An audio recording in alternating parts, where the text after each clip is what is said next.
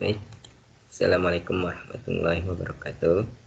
Terima kasih telah join dalam channel YouTube Library Corner.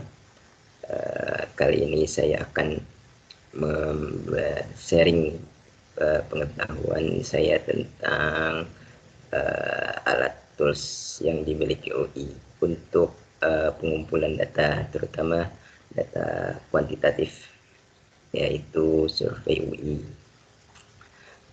Kenapa saya memilih untuk menjelaskan tools ini? Pertama karena memang kebetulan ada permintaan dari salah satu sivitas akademika UI. Jadi dia ingin mengetahui lebih lanjut tentang survei UI ini, atau dia kasih pilihan juga apakah bisa juga dibuatkan tutorial tentang Google Form. Tapi saya rasa untuk Google Form sudah banyak tutorialnya di internet, tapi untuk survei UI ini mungkin bisa dibilang belum ada atau sedikit lah video tutorialnya. Makanya meskipun ini jadi terbatas, hanya bisa digunakan oleh Sivitas Akademika UI, semoga bisa bermanfaat tutorial ini. Baik, langsung aja kita mulai ya. Survei UI itu saya share dulu.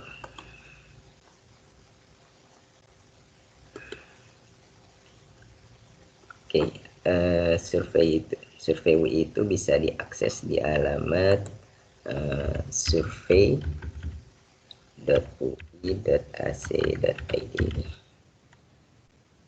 Nah, halaman awalnya seperti ini. Kemudian mungkin ada yang bisa dibaca-baca dan selanjutnya testimoni dan penggunanya juga dijelaskan. Kemudian di bawah ini ada tulisan LIMS karena memang survei ini adalah open source dari LIMS. Untuk memulai survei, kita masuk dulu dan klik masuk di pojok kanan atas, maka akan teralihkan ke halaman SSO. Kita masukkan halaman SSO kita.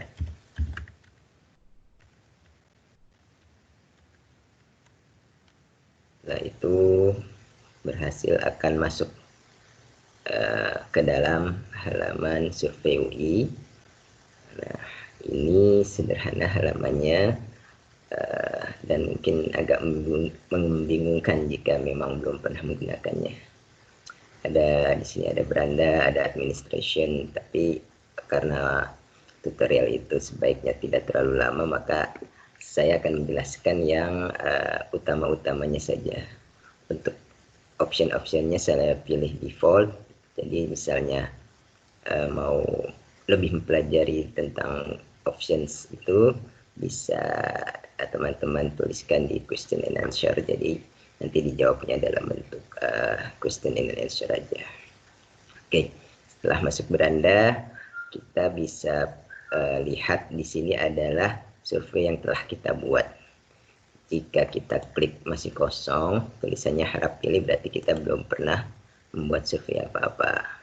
Untuk menambahkannya, tinggal tekan tanda plus ini. Nah, kemudian di halaman ini akan di input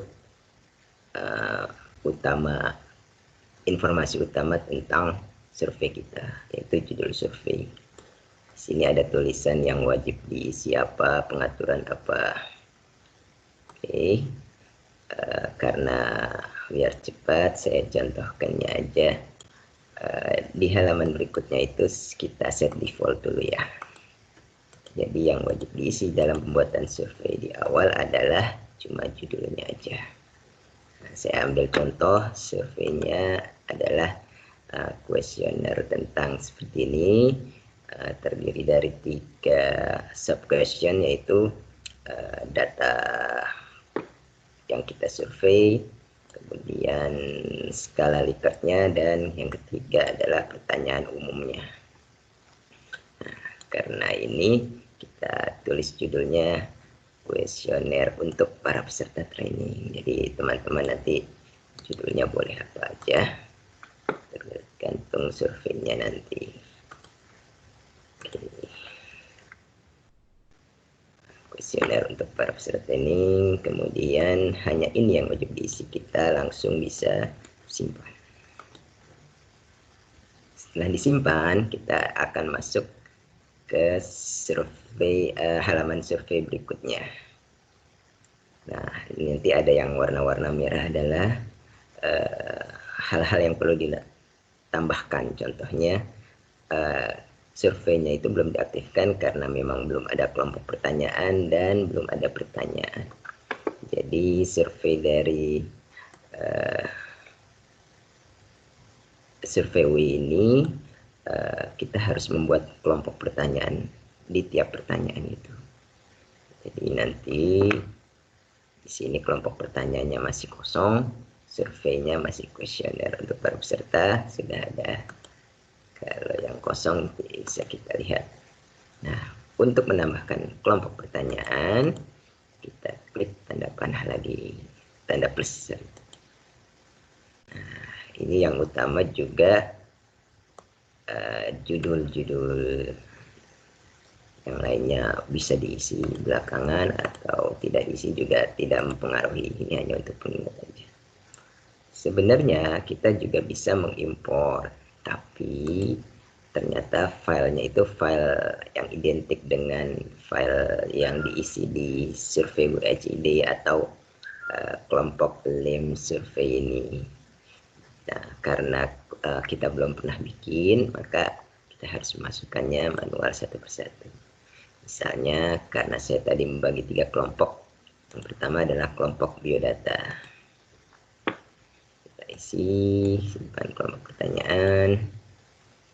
Kemudian saya tambahkan lagi kelompok yang berikutnya, saya pertanyaannya bentuk skala Likert.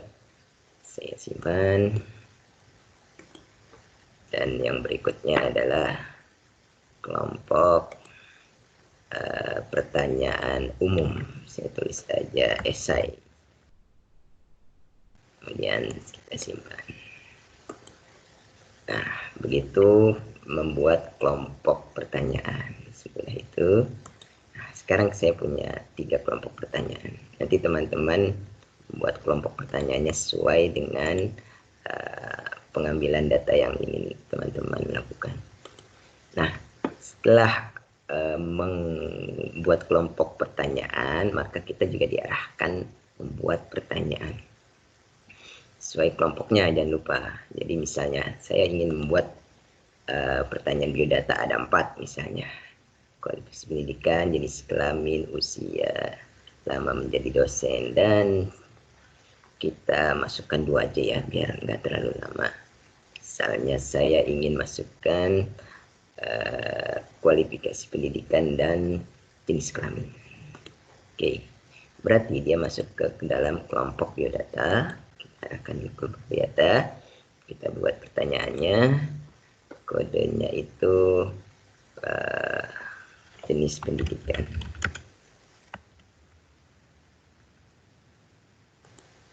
Nah, ternyata seperti kita lihat ini ada kata-kata, ada tanda merah.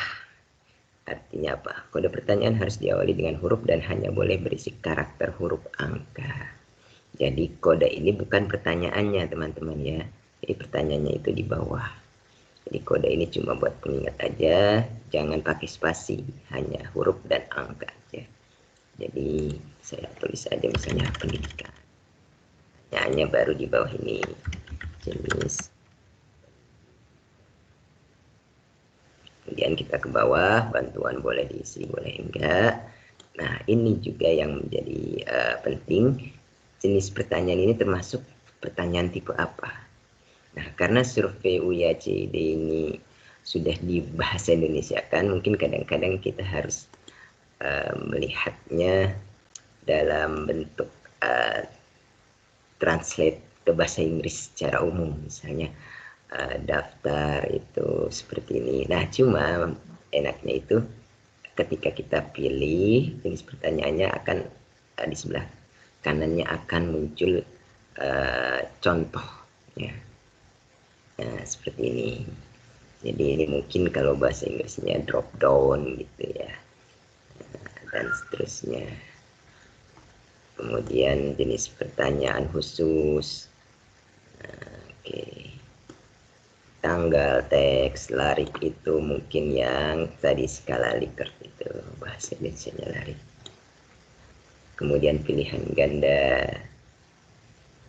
Oke, mungkin sudah cukup mengerti. Jadi misalnya saya tanyanya seperti ini, maka ini kan tidak mungkin tiga-tiganya, berarti dia Dropbox yang atas.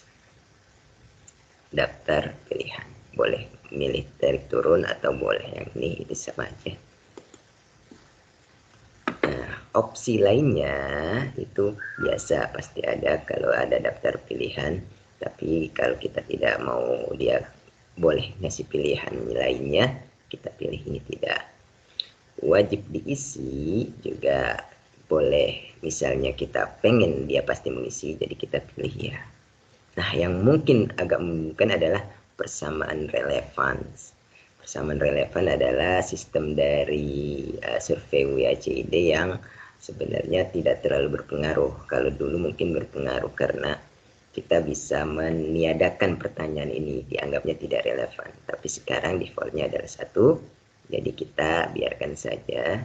Dan sebenarnya ada tampilan pengaturan selanjutnya. Nah, cuma kita biarkan saja untuk mempersingkat waktu.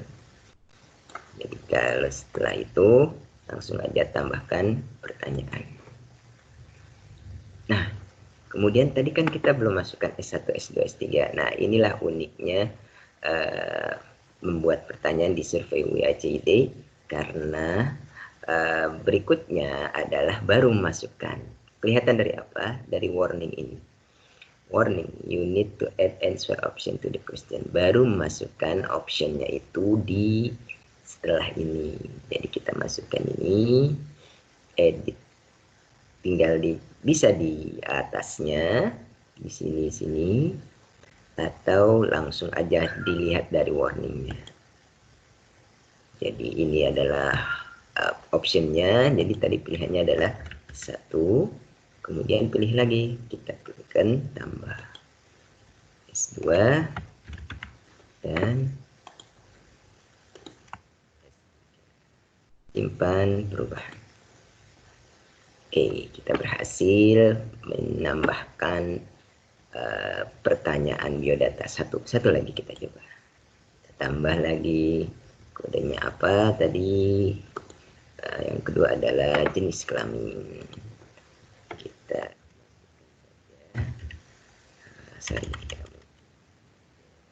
gender aja biar lebih keren.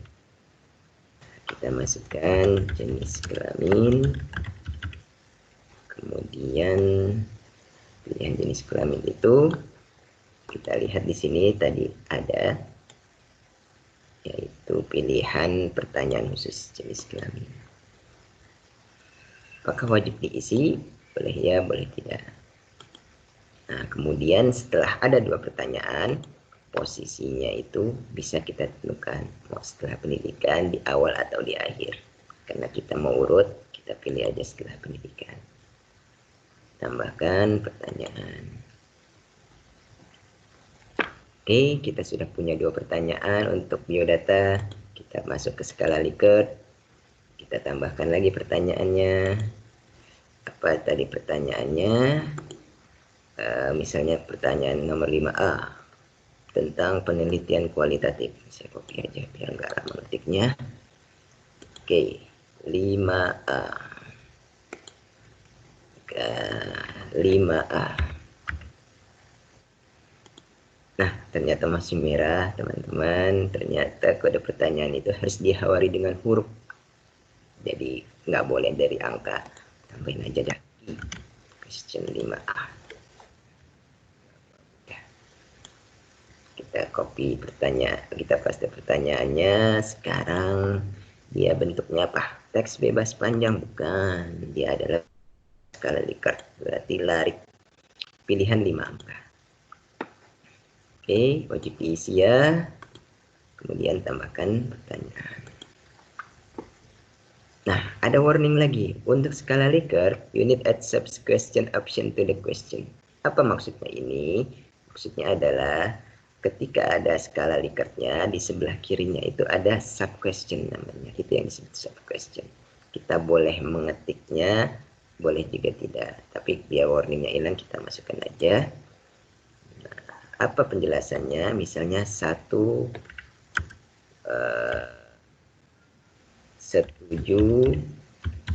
kemudian tidak setuju. Jadi dari 1 itu setuju, makin ke sana makin tidak setuju, atau bisa juga dibalik, tidak setuju makin ke sana makin setuju. Biasanya seperti itu. Makin besar berarti makin setuju. Oke, kita simpan perubahan. Oke, seperti yang berhasil disimpan, kita tambahkan lagi question 5B. Ini apa tadi? Oke, kita masukkan lagi.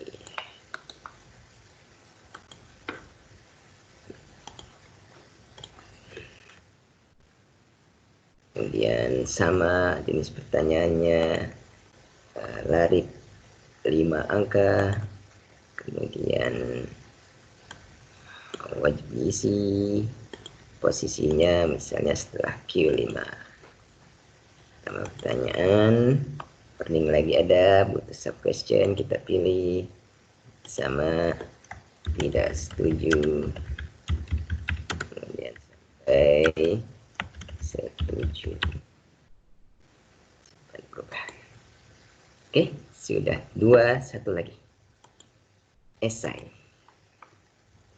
Esai adalah pertanyaan tentang, ini kita copy.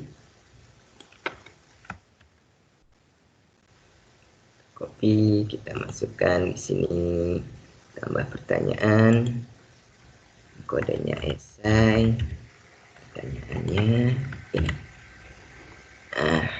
Ini tadi bentuknya adalah esai.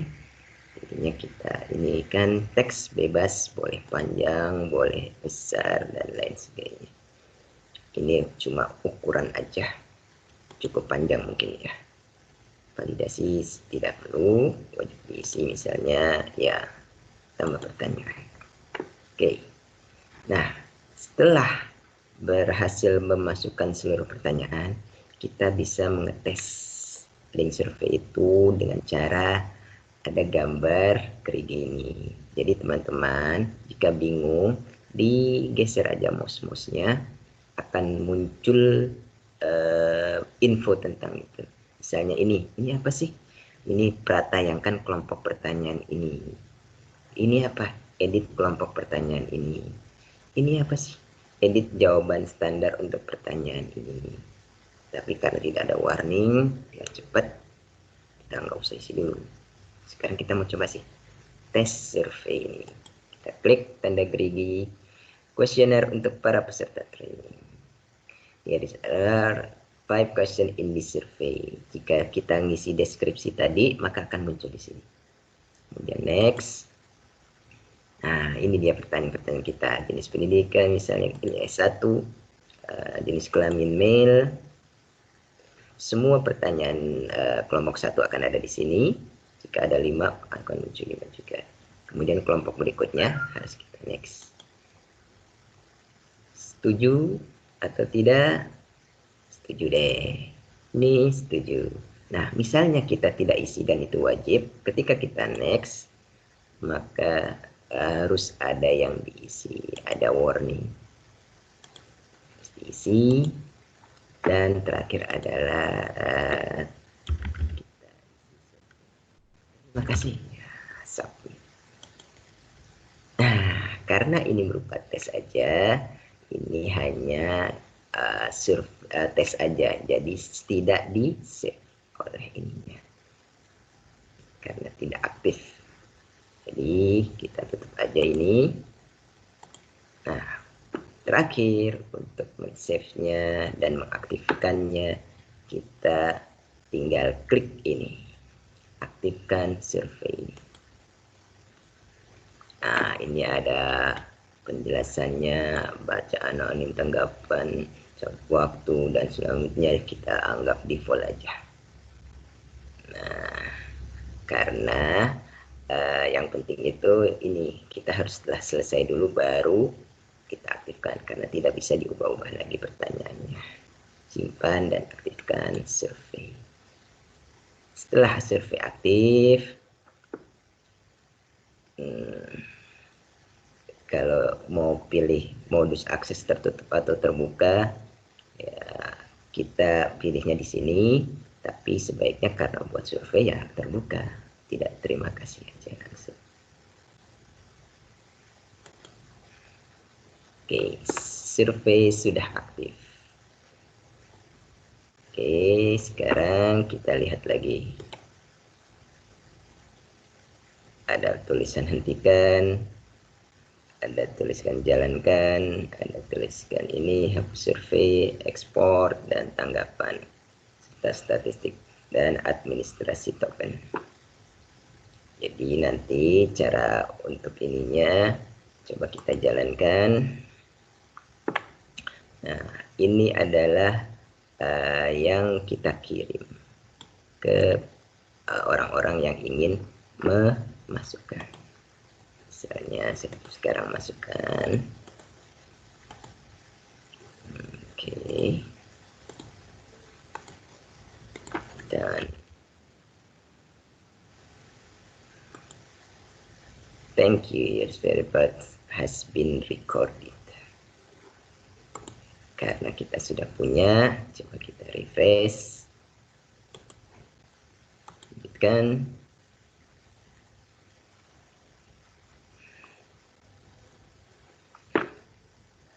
Dari ini tanggapannya sudah ada.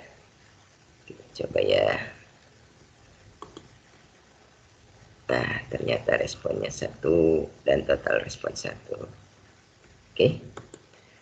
Jadi teman-teman tinggal kirimkan linknya aja langsung ke target dari apa namanya yang mau ingin disurvei atau responder biasanya namanya. Tinggal copy dan kirim ke WhatsApp grup atau email. Dan nanti setelah ininya banyak, nah mungkin bisa kelihatan dari informasi ringkasnya, tanggapannya, tampilkan 50 tanggapan terakhir, dan seterusnya.